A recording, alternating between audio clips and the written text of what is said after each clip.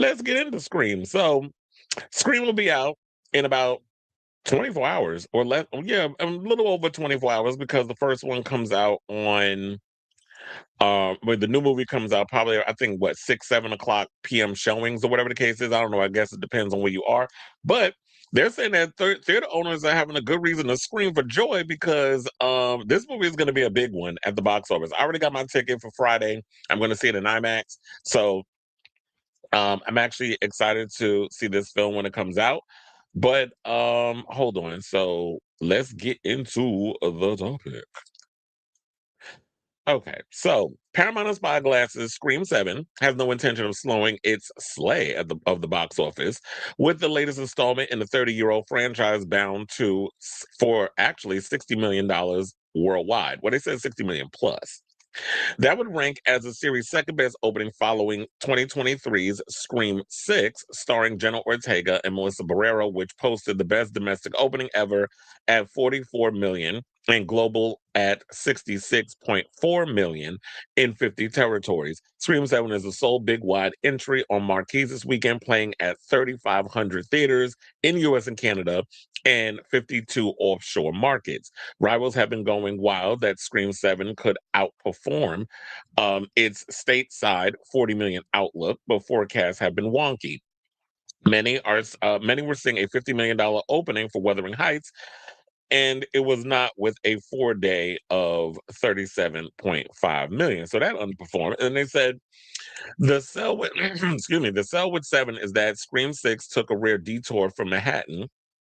Nev Campbell Sidney Prescott is back in Pink Grove, Indiana, where Ghostface broke out. Her daughter is the target.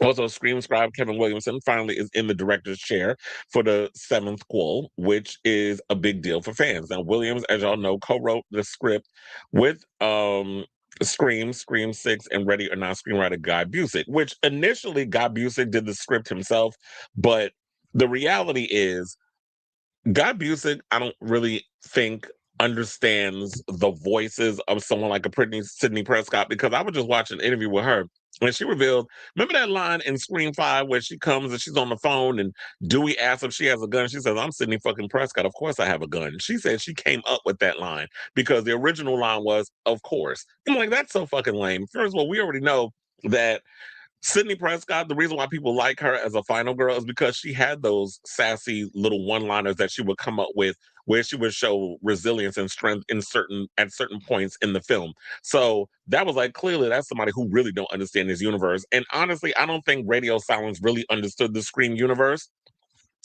And so that's why I think in a way I'm glad that Kevin Williamson has come on board to lend his expertise to this thing. And not necessarily that he co-wrote it.